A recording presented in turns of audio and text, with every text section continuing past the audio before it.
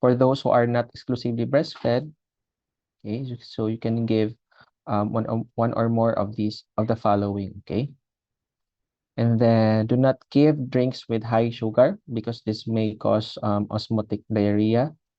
And then the amount, no, take note of the amount of ORS that you should give um, every time the child will have diarrhea. So for less than 2 years old, depending on the amount or the approximate amount of what is lost, no, so 50 to 100. And then for above 2 years old, 100 to 200 ml of ORS, no, to be given um, within 4 hours.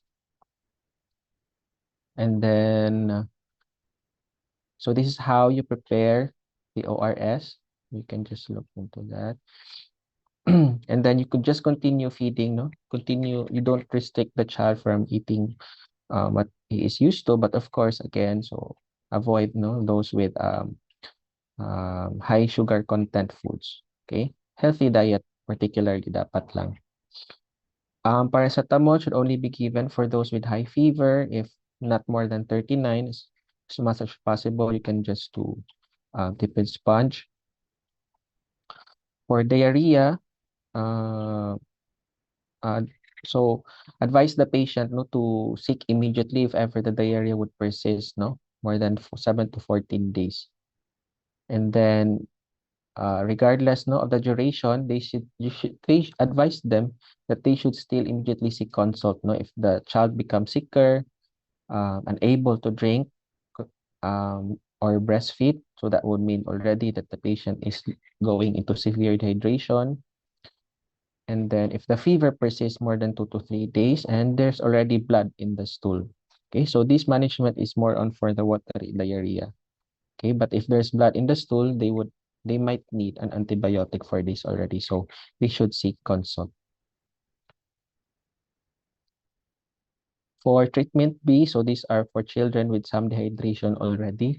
So they should be given ORS, okay, for 4 hours. So this is the approximate amounts, no? But if you cannot get the weight of the patient, you can just use 75 ml per kilo, no? And then you should show the caregiver, no, on how to give the ORS. So it should be given slowly, so every 1 to 2 minutes for less than 2 years old. Or for older children, they can have frequent sips. And then to call this. So if the child vomits the ORS, you can still try giving it on a longer intervals, no? Pwede 3 minutes or every 5 minutes.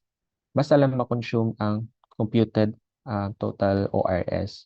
Okay, and again, if the child still vomits, then the child may need to be admitted already. Okay, before the child's degree of dehydration worsens, so you have to admit, no? And then so there, no? So there, if the child even vomits, so you can actually wait 10 minutes and continue. But if the child's condition worsens, so you really have to admit the patient there. For the severe dehydration, so the child has to be admitted definitely, no, because we would need already IV hydration for these patients, no? So we have to resuscitate the patient. So we have to give the patient 100 ml per kilo of Ringer's lactate solution. So this is how you how we administer them. So depending on the age of the patient, no? So for infants less than 12 months, so in the first hour, so you give 30 ml per kilo. In the next 5 hours, 70 ml per kilo. So a total of 100 ml per kilograms of Ringer's lactate solution. For 12 months and above to 5 years old, so you give it faster, no? 30 minutes for the 30 ml per kilo and 2.5 hours for the 70 ml per kilo. Okay, so while while this is being done, the child should be reassessed, no, frequently, every 15 to 30 minutes, and check on the parameters whether the child is improving or not, no? Um, you can also give ORS as soon as the child can drink. Okay. Usually after 3 to 4 hours or 1 to 2 hours, no, for older children. And then we assess the infant after 6 hours and a child after 3 hours, no, and then reclassify the dehydration. So from severe dehydration, probably the child is already on moderate dehydration or some dehydration rather. So you can shift your treatment to treatment plan B. Okay. Okay. So there are cases wherein the child is unable to drink the ORS orally. So actually you can insert an NGT to administer the ORS, no? Especially for emergency cases, okay? Such as this, no? Kung severe dehydration. And you can do this. You can give a 20 ml per kilo per hour, no? For 6 hours. So that's how you, if ever the patient cannot be brought immediately to a hospital, so you can do NGT and do hydration via NGT tube. Okay, and then the same pa rin, no? Reassess frequently while ongoing ang hydration. Okay. So prevention of diarrhea. So of course, no, promotion of exclusive breastfeeding, no, for infants is very important, no. There's a less chances of contamination, no, versus those who are formula fed, no. They are um the bottles, no, or the preparation may can easily be or rather the bottles may be contaminated, no, easily. And then rotavirus vaccine, which is the most common cause of diarrhea in infants, so you have to give that to the babies, but unfortunately they're not part of the program immunization program, no, in the health center. So you have to advise the babies or the parents rather na to get the vaccine, no, in the private clinics of doctors. um Proper complementary feeding, or which is usually given at 6 months of age, no? So um, proper meaning the food preparation of food should be hygienic, no? Um, the proper giving of the right texture at a certain age, no? So that's important as well, no? And of course, proper hygiene, no? And as well as a clean environment at home, no, is also important, okay? So you would really have to do also in your history taking, no? Di ba you usually do environmental or social history. So you also take note, no, of that, of the living condition of the child, no? Whether or not it has something to do with the diarrhea of the patient, okay? And then we advise them appropriately. Next disorder that we will tackle is GERD, or gastroesophageal reflux disease. So it's the most common cause of esophageal disorder in children. Again, differentiating GER and GERD. So for GERD, so the patient will have already bothersome symptoms, no, from the recurrent reflux and vomiting, versus those with GER, no, wherein the child doesn't have any symptoms, no, just the reflux. So there are risk factors wherein GERD usually happens, no. Number one is those with neurologic or neuromotor impairment, no, very common in children with cerebral palsy or certain syndromes, no, like Down syndrome. So actually they can have, they are more at risk of developing GERD. Okay. Um, those with esophageal disorders. So of course, no. So since the normal anatomy of the esophagus is compromised, so you would expect that the child would have frequent reflux episode, no, leading up to GERD. Um, Patients with chronic lung disease, especially asthma, so it can actually cause reflux, no, due to increased intra-abdominal pressure, no, with the onset of asthma. So that and that's why it's worthwhile to investigate, no, patients with asthma if ever they do not respond well with medications for asthma. So you have to work up the patient for the concomitant GERD. And so you have to give the patient also um, anti-secretory agents like proton pump inhibitor. And then it is also observed, no, that reflux actually happens more frequently in patients who are overweight or obese. Okay, so you have to check our children who are overweight, no, whether or not they have frequent vomiting episodes or reflux or even on and off abdominal pain. So that could already be a sign of GERD. So here are other causes, no, which will predispose the patient of developing reflux of GER or even GERD. So um, so there no so there's in cases where there is esophageal disorder, so there could be an impaired or decreased esophageal clearance.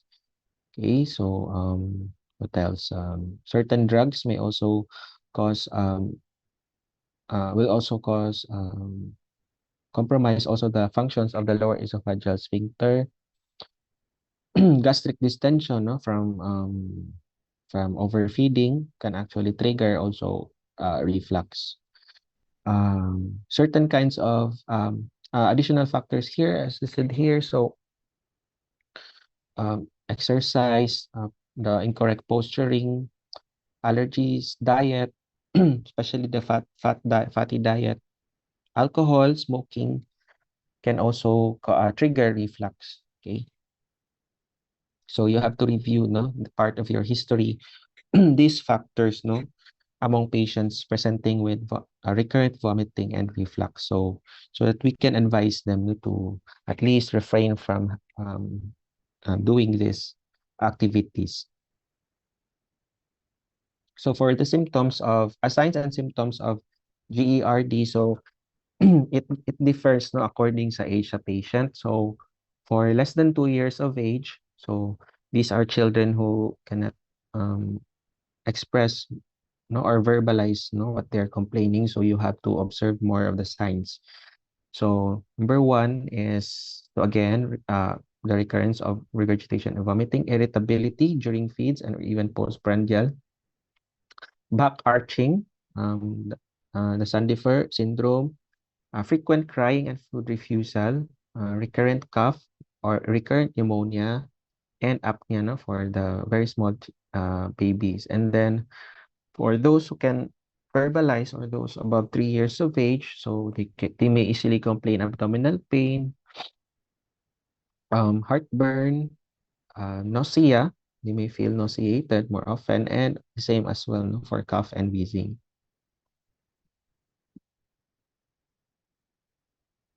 So it is important to know also the differential diagnosis, no, for recurrent vomiting and abdominal pain. Sorry.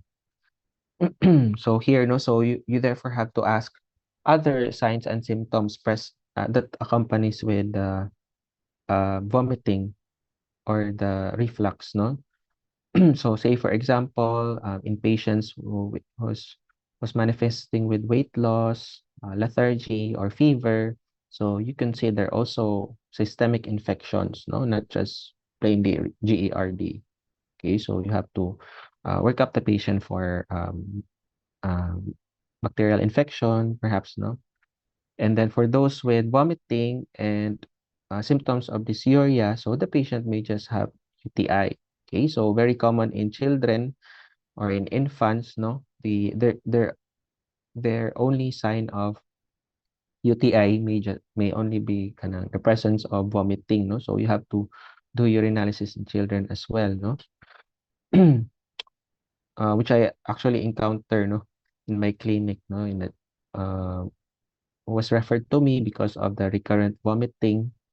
So all the while it was thought that the baby's condition was just due to overfeeding. And then when I requested urinalysis, so lo and behold, no UTI radiation, no, it's not just overfeeding. So you have to consider that as well. Um, what else? So there, no, as I have mentioned in yesterday, no, persistence of regurgitation or the occurrence of regurgitation and vomiting beyond 6 months, which is no longer expected for at this age, no. So you should consider already GERD, no.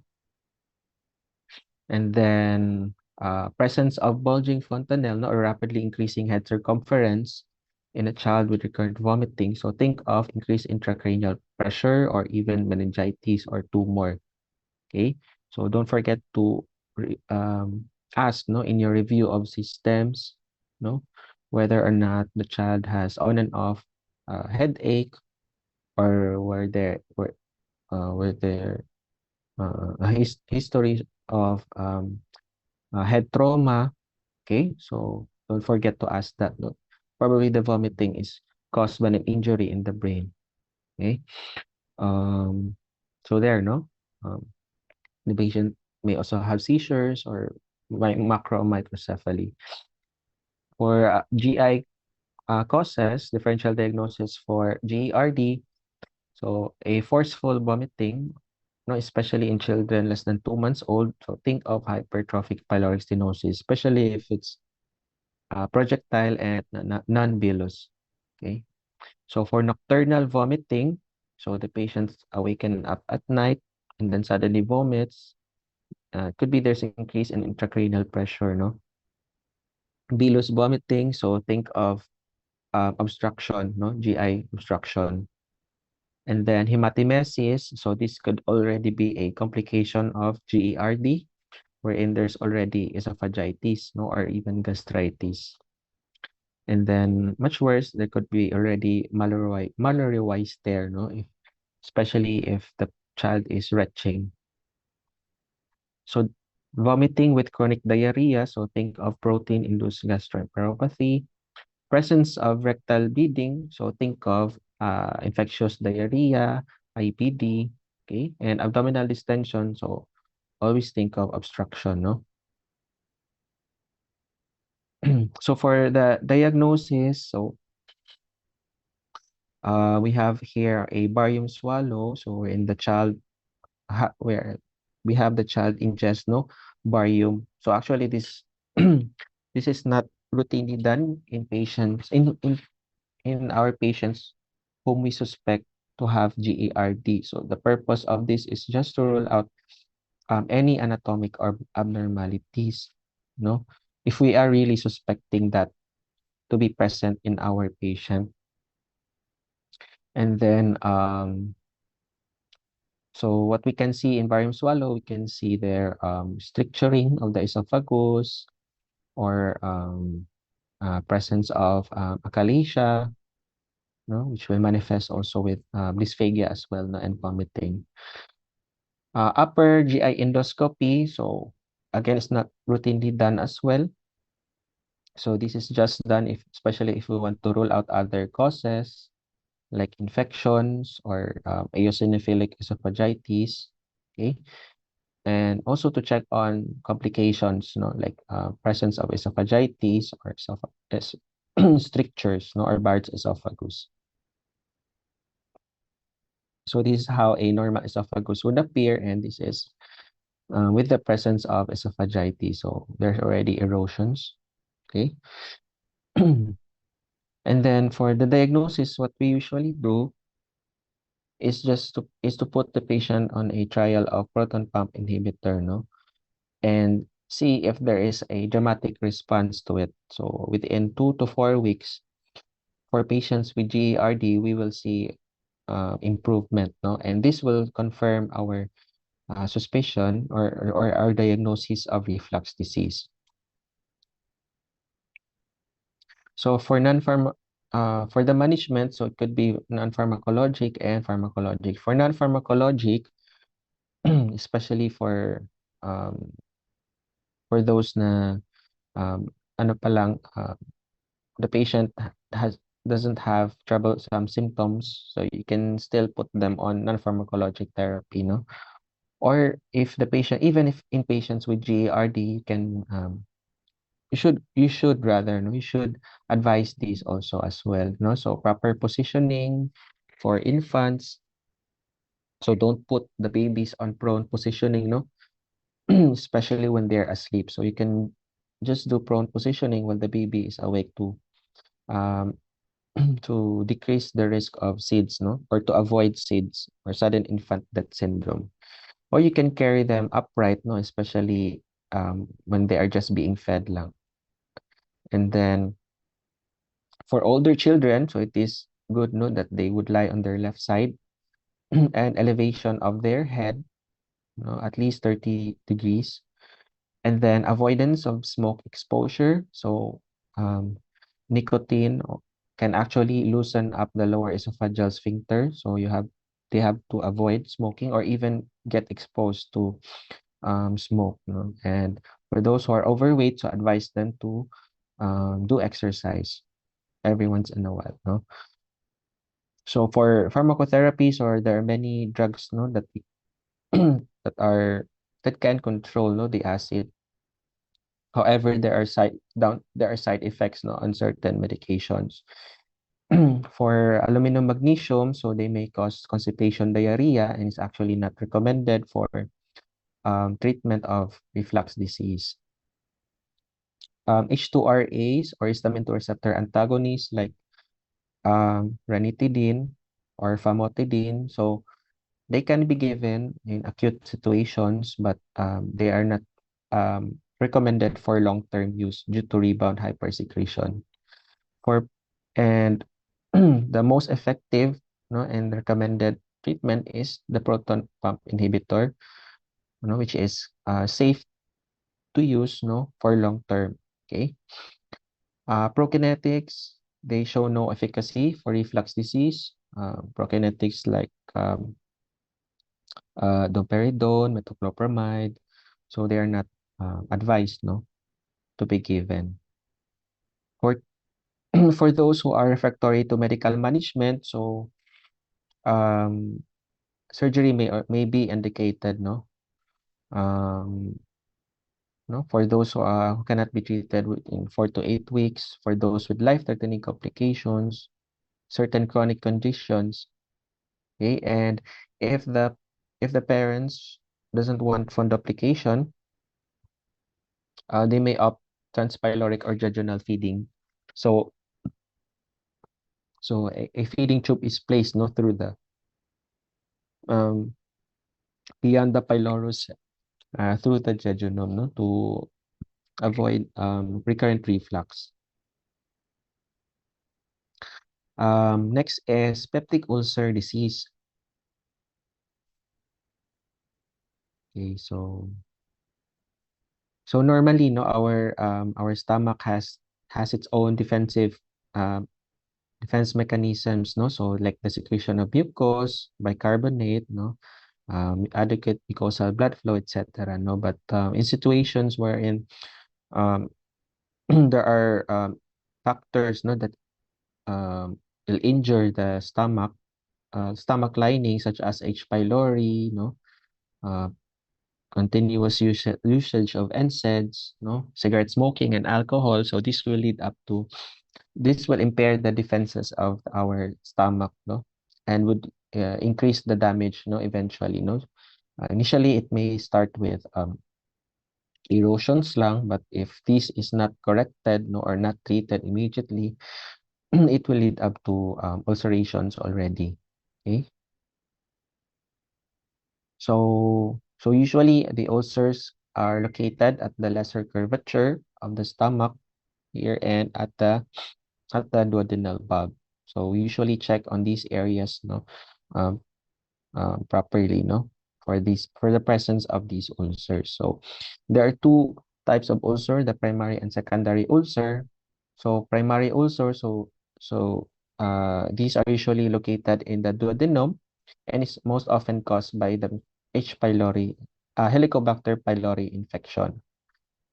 For the secondary ulcer or secondary peptic ulcer, so they are due to or they are secondary to these causes, no? For example, in patients who are critically ill or in severe stress, those in shock, those with intracranial lesions, so they may be um, described as a Cushing ulcer, or in those who had, with severe burns, they will be described as curling ulcer. Common also, no, with to lead up to secondary peptic ulcer are the use of aspirin and NSAID. So again, so review the history, no, for patients if they are taking these medications. Okay. So important, no. So these are the signs and symptoms of patients with call this with peptic ulcer disease. So they may wake up at night to complain for abdominal pain. Okay. Um, they could be having a chronic intake of these medications like NSAIDs or corticosteroids, no? And um, usually in our patients who are critically ill, we often consider giving proton pump inhibitors in them, no, because they have a high risk of developing upper GI bleed secondary to gastric erosions or even ulcer, no. For young children, so they could manifest, no, with vomiting with blood, no, in the presence of ulcer. But for older children, they complain more often with recurrent epigastric pain, usually after eating. Okay. So for diagnosis, of course, we really have to do endoscopy in these patients, no, to visualize the presence of ulcer and its location. Okay. And also to check whether or not there is active bleeding, and also screen the patient for the presence of H. pylori infection. Okay. So we can also do hemostatic therapy while doing endoscopy. So if there's a bleeding ulcer there, so we can do clipping of the ulcer or um, inject, no, epinephrine, no, to stop the bleeding.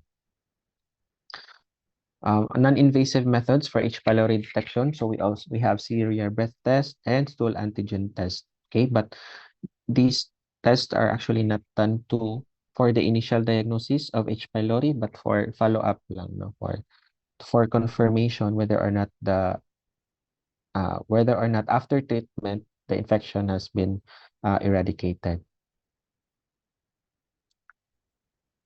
So again, for treatment, so given the long list of the causes of PU, peptic ulcer disease, so we have to treat the underlying cause, no? For if it's the medications like NSAID, aspirin, so we have to stop that from giving, no? If H. pylori infection, so we follow the guideline, which is the giving of 2 antibiotics and 1 proton pump inhibitor. So usually, so the antibiotics are given for 14 days together with proton pump inhibitor.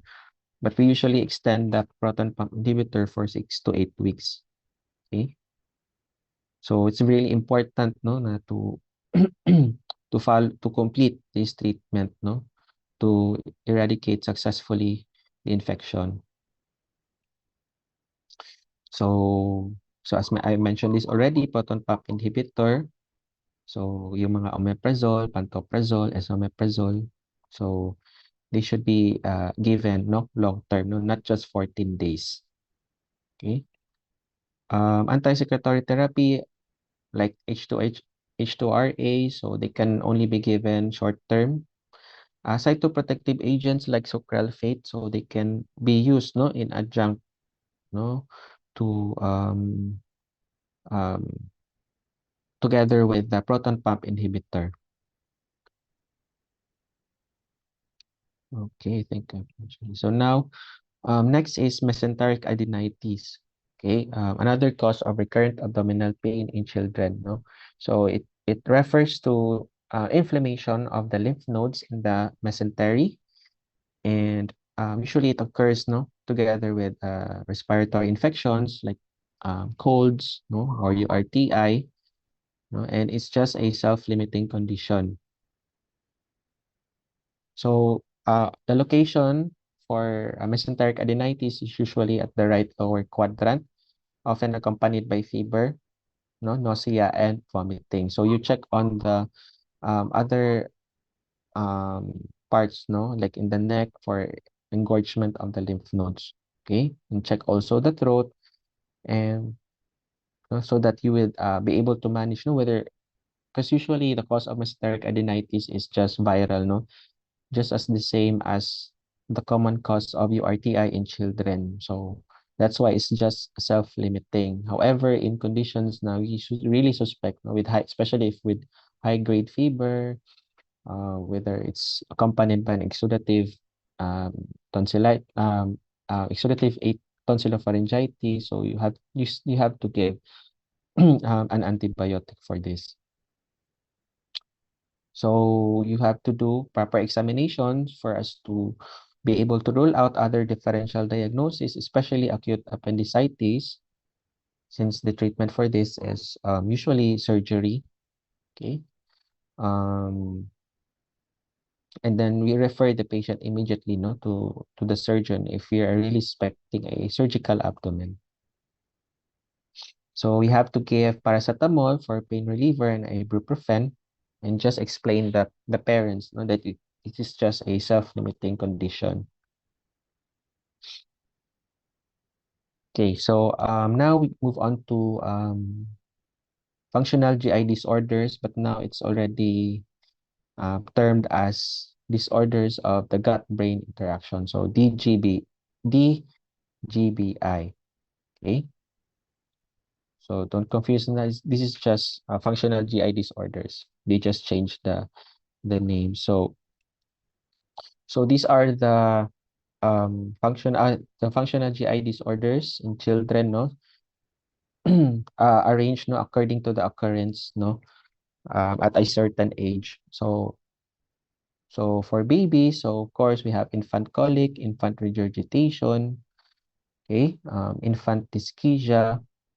Okay, so we'll be talking about this in the succeeding slides. And for older children, so more of functional constipation, uh, functional diarrhea, can be also it's just the same as toddler's diarrhea, no, cyclic vomiting, dyspepsia, no, so common in older children already, no, functional dyspepsia, abdominal migraine, no, sa mga teenager, no, so that's why it's really important, no, to consider the age of the patient in coming up with your diagnosis.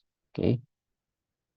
So again, as I have mentioned, no, for functional GI disorders versus organic causes of GI disorder, the only difference is that with your the absence of alarming the patient uh, nutritional status, or rather the weight, no, is not the is healthy, no, the patient is not underweight or not stunted, no. So and then um, that is usually just a functional ano lang, GI disorders. But if those are present, so you should think of organic cause of GI GI problem. So for infant colic, so if you have nephews or nieces na around 1 to 5 years of age, they, these babies often complain, no, often have these infant colic, no, so they may be fussy, irritable, and very difficult to console, no.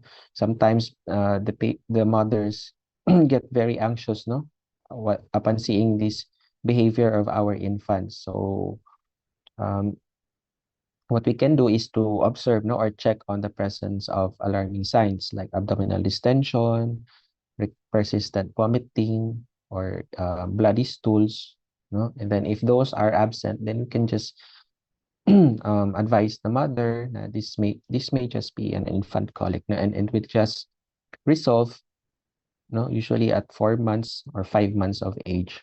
Okay, so we can really see these patients around 4 to 6 weeks. They would manifest with this infant colic. Okay. And another functional GI disorder in infants is functional infant dyschezia. So discomfort before defecation in infants less than 9 months. So you would notice these babies, no, that whenever they try to defecate, you would notice that their face becomes red or purple, no, for 10 to 20 minutes. So that is just because these babies are not, they are still learning, no, how to defecate. No, they cannot control well their bowel movement. Okay, so that's just infant dyschezia. Okay, so don't mistake it as constipation. So don't just immediately give laxative or suppository or even do digital manipulation. Okay, so this will just typically resolve, no, over 4 weeks, 3 to 4 weeks. Okay, so next is functional diarrhea, so often referred to as a toddler's diarrhea. So there is a passage of three or more large unformed stools for 4 or more weeks in a well-nourished child. So take note of a well-nourished child. Okay. And perhaps if I may add a normal physical exam. Okay. So very common in children in preschool years because during this time, they are the ones who excessively take in foods rich in sugar or sorbitol. Okay. Coupled with a low-fat diet. No? So So we really have to check on the diet of our patients, especially the toddlers who has been coming in and out the clinic with loose stools, no? Loose stools without the presence of mucus or without the presence of blood and in a normal with normal physical exam. So you have to ask no their diet. Forward. Next is cyclic vomiting syndrome. So this is characterized by repeated episodes of stereotypical vomiting, no, punctuated by periods of normal health in between. So infants and children younger than 3 years of age, and in and is most common between ages 2 and 7. So we have a criteria for cyclic vomiting syndrome. So you can just look this up, no, in in your textbook. This is not really that common, no, in children. So we have to consider this after we have ruled out the differential diagnosis of vomiting. No? Functional dyspepsia, so common in older children. So this is a sense of postprandial fullness, early satiety, or epigastric or burning pain, no? That is exclusive of defecation and it's not fully explained by any other medical condition. Okay, so this is just due to impaired gastric accommodation, visceral hypersensitivity, food allergies, delayed gastric emptying time, and could be a post-viral gastroparesis, no? So in children with viral infection, or any kind of infection, no, they may have intolerance to food intake. That's the reason why sometimes these children may also have nausea and vomiting, no, because of this gastroparesis due to infection. So um, we can give them prokinetic, no, for this, no, and as soon as the infection will resolve, the gastroparesis will also improve as well. So we also have criteria, no, for functional dyspepsia. So so the child must fulfill one or more. So even one lang, no, pwede na muna siya ma-consider as dyspepsia. But it has to qualify 4 days per month. Okay. So there, no, so you have to again check on the alarm symptoms, no, for us to rule out no other organic cause of GI disorder. Take note of that. So that's just that can just be found in your Nelson's textbook. Irritable bowel syndrome. So it can be it manifests as a chronic abdominal pain accompanied by either constipation or diarrhea or a mixture of both, no? Constipation and diarrhea. So common in older children. So again, so there's a room for criteria for this. So abdominal pain for at least 4 days or per month with one or more of the following, no? So the abdominal pain may be related to defecation, changes in stool frequency, and the appearance of the stool. Okay. So in children with constipation, so if we're going to compare this with functional constipation, children with IBS, irritable bowel syndrome, the constipation here, um, the pain usually does not resolve, no, with resolution of constipation. So the pain still persists even you have already managed the constipation. So that can give you an idea of the diagnosis of IBS, no? And then, of course, you have to rule out other medical conditions for this, no? For the chronic abdominal pain, no? Before you say that the patient just has the functional disorder, which is the IBS. So always, for all the functional GI disorders, always rule out first organic causes, no? Before you say it's functional. So abdominal migraine, so also common in older children. So it's manifest with stereotypical pattern of symptoms, acute onset, intense, and lasting for at least an hour with periumbilical pain, and it's usually debilitating. So often you can observe this, no, you can observe this in patients na may family history of migraine or even abdominal migraine in the family. Okay. So this is the criteria for abdominal migraine. Mm. So again, for all functional GI disorders, so again, reassurance is very important. Discuss the potential causes, particularly the stressors, no? Nutrition for the triggers of vomiting, triggers of the nausea, and therapy. So we usually refer them for behavioral therapy, and certain medications, no, may also relieve them of their symptoms. Um, Now let's move on to IB or pediatric inflammatory bowel disease. So pediatric inflammatory disease, so it is a chronic condition, chronic intestinal inflammations with unpredictable exacerbations and remission. So we have two types, no, the Crohn's and the ulcerative colitis. So it's divide it's the this the occurrence is bimodal, so early onset in 10 to 20 years of age and late onset, no, around 50 years or more. So 25% of patients with IBD, their symptoms we may start, no, around this age, no, 10 to 20 years old. Okay, and in fact, no, these years there's an increasing incidence already of IBD in children, no.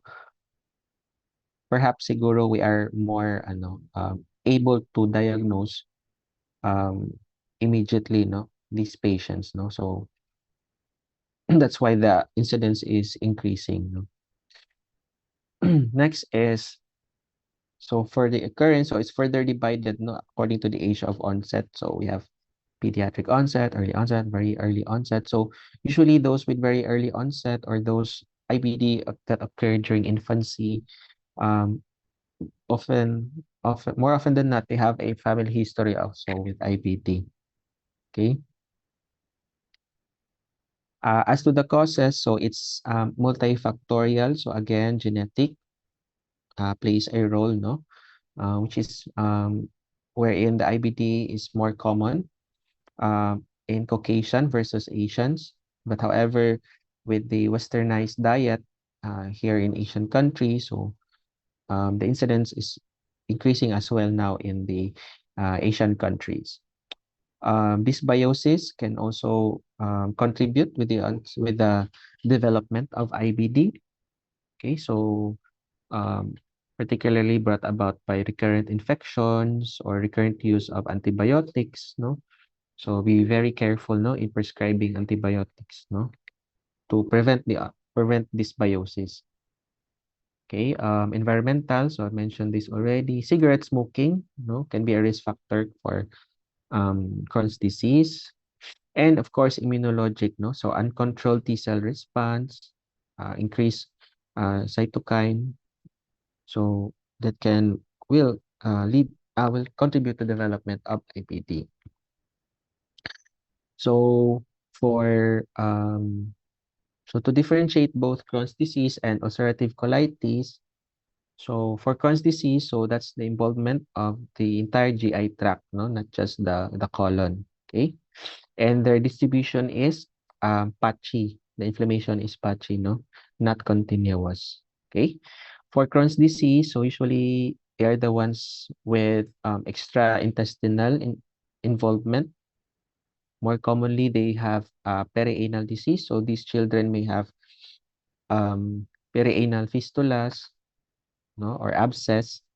Okay, so you sometimes it is the initial presentation of children with Crohn's disease.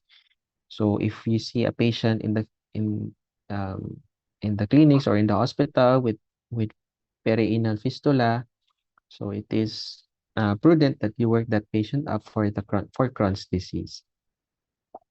You may also observe some mouth ulcerations, okay, in these children. For ulcerative colitis, their presentation uh, versus the Crohn's disease, so usually they present with rectal bleeding, versus in Crohn's disease, more of abdominal pain, especially in the right side of the right lower quadrant, but in UC, it's more of rectal bleeding, due to the continuous inflammation at the distal. Usually it start at the distal, inflammation start at the distal part of the colon. So again, where there is rectal involvement in the UC, not so much in the Crohn's disease. And then these are the complications, for ulcerative colitis. Both of them actually have a risk for cancer. That's why it's important that when we diagnose Crohn's disease in children, we often perform again colonoscopy in 10 to 20 years, to check on the possibility of uh, um, transformation to cancer. For the histologic features, so they also have different findings, particularly the presence of granulomas in Crohn's disease and in transmural inflammation, The inflammation reaches the muscularis layer, For ulcerative colitis, so more of superficial lang ang iyang inflammation until sa mucosa with polymorphonuclear cell aggregates. So for the diagnosis, so we don't we should combine, the symptom of the patient, the findings in endoscopy, and the histologic findings, in diagnosing IBD. So not just the presentation, not just one or two, but all of it, combine it together, to determine whether or not it's IBD or whether it's Crohn's or it's ulcerative colitis. But of course, we have to really rule out first, especially in patients presenting with chronic diarrhea or rectal bleeding, rule out first an infectious cause, or even an allergic cause, because the management is different, with IBD. So different because we usually give these medications, for our patients with inflammatory bowel disease. So, so we the treatment usually starts with a 5 ASA, and then and then aminosalicylates, tapos and then if the patient has no response for it, so we can increase now to a steroids and then immunomodulators, antibiotics. However, other specialists sometimes opt, na from top-down approach sila, they initially started with biologics, immunomodulators, and so on and so forth. Okay, I think that's the last slide. Okay, so thank you for your attention. So any questions from the group or from the class?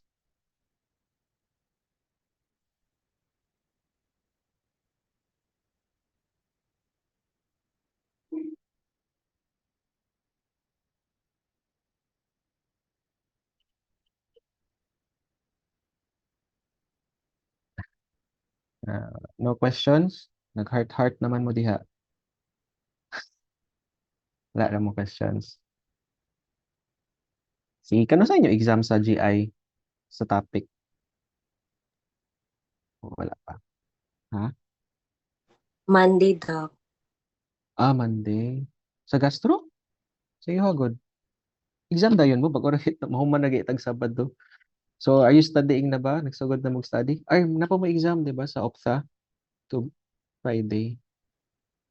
Shucks. So, Saturday, Sunday na lang yung review sa GI. Sige, sige. Doc, Okay. can I ask, Doc, the algorithm, is it from Ah, Nelson or which algorithm? the one with the diarrhea, Doc? Diarrhea. Yung treatments for ano? Your, Yes, Doc. Yes, Doc. sa ano yun, sa WHO, but more or less the same lang siya sa ano, nasa textbook. Mm-mm. Okay, Doc. Thank you. Okay. Yes, yes.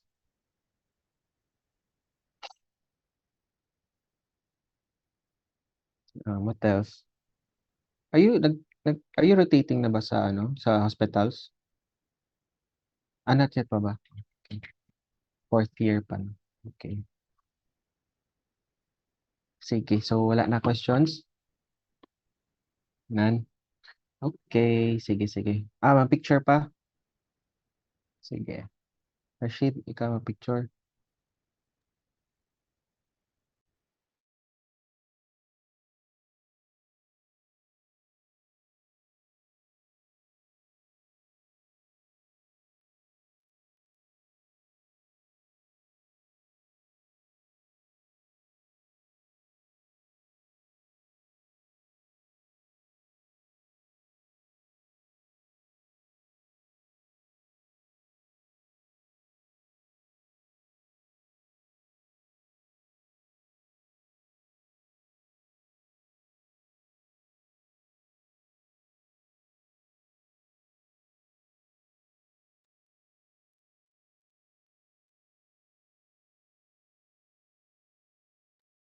Turn on your cameras, guys.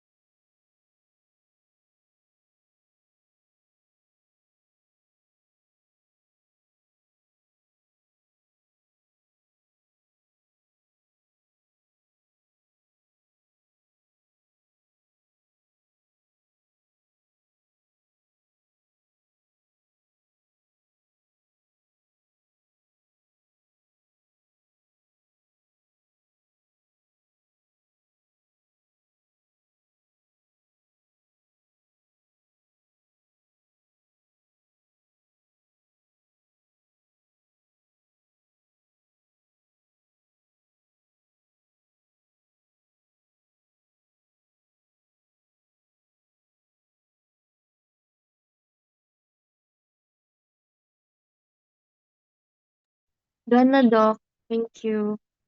Alright, thank you. Thank you. Thank you, Doc. Sige, good luck guys. Bye-bye. You know.